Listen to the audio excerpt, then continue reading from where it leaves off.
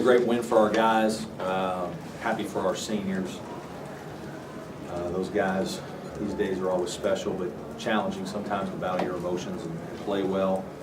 And obviously with the added significance of being for a fourth place in the league, and a chance to keep our NCAA hopes in view or whatever, this had added significance. And I just thought that we played pretty well. Defensively, I thought we were outstanding, and offensively, we had some turnovers that as a coach bother you, and that's been a little bit of a bugaboo with our team this year. But we did execute, had good assists, 19 assists, 24 baskets. I thought we did enough good things against the zone man, all the switching that they did, and guys stepped up. Damontae said that he played today with a little bit of a chip on his shoulder just because he feels like some other players get more respect. Feel like the team plays that way at times too? That's Damontae. Obviously, that's why he's good. He's competitive. You know, when I got the job, and I watched film on him, got to know him, it only took me about a week to realize that he's a foxhole kind of guy. I mean, he's one of those guys that you want in your foxhole. And that's why I said at senior day, you know, I worked him out a little bit. I think he enjoyed my individual workouts with him, and you know, we connected a little bit in terms of basketball, and from there, there's been a respect factor. I respect the fact of what he's done to this point. I made sure to tell him that when I got the job. You know, I think he's a very good player.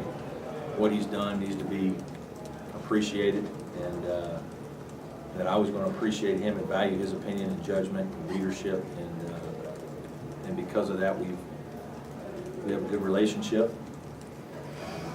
And everybody asks me why I don't get a technical. Everybody's upset with me for not getting technicals in town.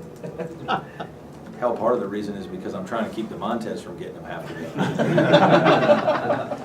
You know, he's just so fiery and competitive that, you know, it's great to have all that, but you can't have everybody like that. You got to have enough.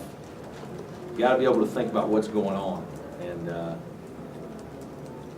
God bless him. Every once in a while, I got to grab him in the second half, and we got to have a little come to Jesus meeting. I try to settle him down. And sometimes it works, and sometimes it doesn't. But I love that about him, though. That's his fire, and that's answering your question again. That's why he's good. Brad, you said after the Duke game that you thought your team was an NCAA tournament team in a loss. Yep. You get this win now. Should this pretty much seal it for you? Well, I don't know about all that, but I certainly think we've played, you know, pretty doggone well here. I know that all the games count. The games in November and December count too.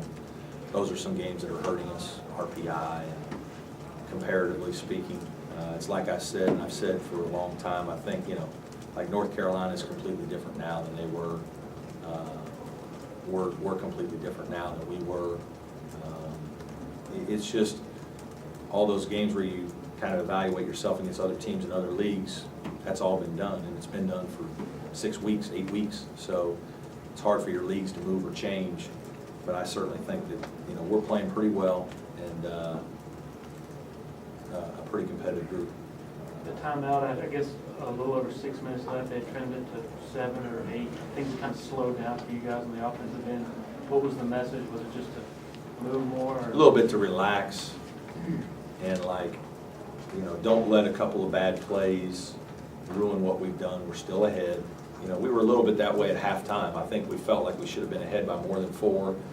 And a little bit, we weren't deflated in the locker room. It wasn't like that, but I think there was just a little frustration that, like, hey, we're only up 4. Like, feels like we've been up 8 to 10 the whole half and playing pretty well. And you know, I think there was a couple guys that had fumbled some plays and maybe missed a shot or two, and just, you know, both timeouts were kind of similar in that it was just a halftime and that timeout. Like, hey, you know, we still got the lead. Everything's fine. Just continue to take good shots. Be patient, do what we need to do, defend, let's not give up easy baskets, and things will be fine. Thankfully they were. What was the key to kind of channeling the energy to start off with and just jumping over them? I think up 15 the first time with us. You know, there's no coach that has the answer of how you harness their energy. You know, that some games you knock a ball or two loose and you get an easy play, and the floodgates open, and now you've made a basket or two, and so everybody feels good, and the momentum happens, and, you know, you play well. And then other games, you might play pretty well. We had some games where I thought we played well and just missed a bunch of open shots and couldn't make a shot. And it wasn't like our guys weren't ready to play. We just didn't make shots. And, you know, it helped that we did this today, that we didn't have to, like, feel the stress of, like, all it was we were playing for. I mean, a couple times it got a little heavy, but, like, for the most part, I think our guys were reasonably loose, very focused, and handled it very, very maturely. Considering this is a bit of a high-stakes game, you're going to play a lot of those from now on. How do you feel like that this game can benefit you? You go into the ACC tournament, maybe the NCAA tournament as well. And being Well, if you a high- ask these guys who've been asking me for a month if this is a must-win, like every game's been a must-win for a month, we've played a lot of must-wins.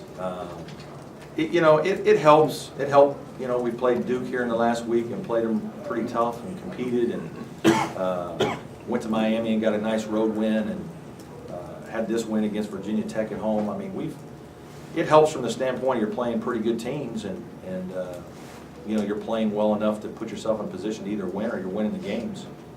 So it should give you confidence going forward, but you know, you still got to go get your work done. About a minute and a half to go, Dre makes that block when they could have cut it to 5 and they had the momentum after the technical foul. You talk about, you know, that's the kind of play he's been for you this year, making those big Yeah, plays. you know, he does really good things. We really encourage him in those situations to be a little bit of a guy who zones up and protects the basket and goes for a block, comes down with big rebounds. You know, and that's something that he excels at, and those are hard to find. I mean, we'll miss that as much as we'll miss his 13 points a game, the way he alters shots, and because there's a difference between him and everybody else on our team in terms of the ability to protect the basket. Looks like you Part of the didn't. strategy against Virginia Tech, trying to wear them down by the end of the game, given that they're not bringing a lot of different guys in there. Yeah, I mean, that's how we have played, and I want to say we've played that way all year. We've played better that way from the middle of December on, and just, you know, we put guys in the game, we try to pressure, we pick up full court, we're aggressive defensively, and hope that it tires guys out a little bit. So you would do that against anybody? Yeah, we do that against just about anybody. Looks like you didn't see Dre was shooting one-eyed until the second free throw. Well, I saw him right after the first one. Yeah, I didn't see it in the first one. I said something to him, and he's like, "No, I'm fine, Coach, I'm fine." Thankfully, he made it, or we might have had a little discussion. If we play this team again next week, will you do anything different? You know, not off the top of my head. I'd have to watch the film and analyze it and see if there's some things. I'm sure there might be one or two small adjustments, but not many. Coach, can you just talk about a couple of things, getting the extra day, first day bye in the tournament, what that means in preparation, and also your first ACC tournament, you know, what it means for you? Well, it's exciting to be in a tournament of this significance. Very storied history, and you know, your goal is to make some history. Your goal is to be a part of the history of the tournament and play well enough to win games and be a factor. It's interesting because I grew up in Big Ten country. When I was growing up, they didn't have Big Ten tournaments. They just regular season championships, and that's it. So you kind of kept an eye on some other things, and the ACC tournament was something that I always kept an eye on because of interest in basketball and because of the storied programs in the league. So excited about being part of it. An advantage for you and the other teams? I think the advantage is the fact that I don't know if there's I don't think there's an advantage really in the first game. In fact, I worry, to be honest with you, having done this a long time, I think sometimes in the 5-12 or, you know, sometimes the teams that play the first night have an advantage that second night because they've been in the gym and made shots and their kids are visualizing good things happening for them. They won the game. And so the other guys are kind of going in fresh, and it's the ACC tournament, and you're always nervous that, like, your guy, how are they going to handle that? When the team that's already won a game has experienced some success and kind of has that part of it over. But I think the real advantage comes in the fact that if you can win and play the second game in the semifinals, and then if you'd even get to the finals, especially with the way we play where we don't really zone and play soft, we play aggressive, I think that's a major advantage for us because of how hard we play. To have to do that 4 straight days would be tough. You recall when, after you did that film study on Damontae you were talking about, and then you had the meeting with him. You had to extend some kind of message to him to allow him to, do you remember essentially what the message was Oh, that he bought into? you know, we've had a couple of times where we've gotten together, but at the beginning, I think one of the things I told him was, and one of the things that like, I went and worked him out individually myself. And, you know, I took him through a series of drills and shooting and ball handling and different things. And a lot of head coaches don't do that. A lot of head coaches have their assistants do all that. And I wanted to connect with our guys, you know, right away, and so I was involved in all that. And that's what I enjoy doing. I'm a basketball coach. I like to coach basketball, so I like getting in the gym with the guys. And I think what came of that was, I think Damontae's learned a couple of simple things maybe about shooting or playing, or I think he gained respect. Like, hey, you know what? This guy's going to know some basketball. Like he might help me be a better player. And I think I tried to impart upon him that the way we're going to play is going to give him freedom and confidence, and he's going to move around and do different things and play different positions, and his game will be more complete, and that he will enjoy that as he gets more comfortable with it. And you know, there came a point where he has to eventually get comfortable with it. I think it happened, but that was really the message from the beginning. Are you worried about him leaving? He said he considered doing No, something. nobody really. There were a lot of other guys that, you know, thought about leaving. I talked to some, you know. I never seriously thought Damontae would leave, especially after I talked with him.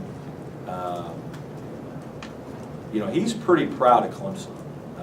One thing that, you know, it's a funny story, like we're in Columbia the night before the game, and somebody starts out with Gamecock chants in the restaurant because they know we're there.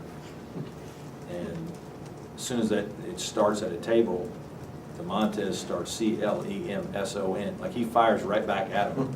And our guys are kind of stunned, looking at him like, what are you doing, man? You know? And it was, you know what, I told him that's very impressive. Like that showed a pride in your school and your team and your program that few people would realize. It sounds like a little thing, but Damontae Stitt is proud of what, you know, he's been able to accomplish here. He's proud of Clemson. You know, Charlotte is right down the road, up the road.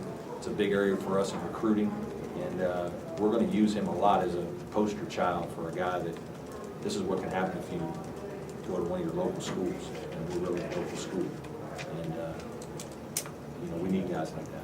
How much will you miss him with what he brings to the locker room? A lot because of his competitive fire, and like you can just look at him and you get confidence from him as like, this guy like can go make a play, you know. He can, like, we can give him the ball and he can go make a play for us. And not everybody can do that. Very few guys have that ability. Most guys have one or two guys on their team, and we'll be looking for that next year. There's no doubt. And he gives the other guys on our team a lot of confidence. 20 wins for 6th straight season for you. Keep that going, I guess. Yeah, it was, I mean, that's nice. It means I've coached a lot of good players. Players are the guys that get the job done. I coach some really good ones at 3 different schools now. And, it's been enjoyable. Can you elaborate on the debut of this orange blazer? Yeah, I'm surprised it didn't get more compliments from you guys. You guys are welcome to. Well, we won, so I don't want to let you borrow it, but. It got a lot of comments. Huh? It got a lot of You comments. didn't? You don't like that? No, I didn't say Yeah, that. you felt this. Pretty high level material, Mark. That's good. The big question is, will I'm it good. be back in Greensboro? I don't know about that or not. I haven't, you know, we pulled out a lot of stops for this game. We had a lot of motivational tactics. And so we threw out this one. I almost thought about putting Brownell on the back like one of the players on the back of my jersey, but I decided against it. You had it before you got hired, right? You had an orange blazer. No, actually, I did not. You know, if I liked you- orange, but Wright State is not, they don't have orange? no, we're green. If you would add the suede or the felt pants with that, Now, that's a look I need to consider. Yeah. I'll wear that to the golf course. Give that some sometime in the thought. fall. There you go. Think about putting Brown Lee on the back? No, I didn't want to do that. You know, my mom's there. My mom wouldn't have been happy with it. Y'all be good. See you in a week or so.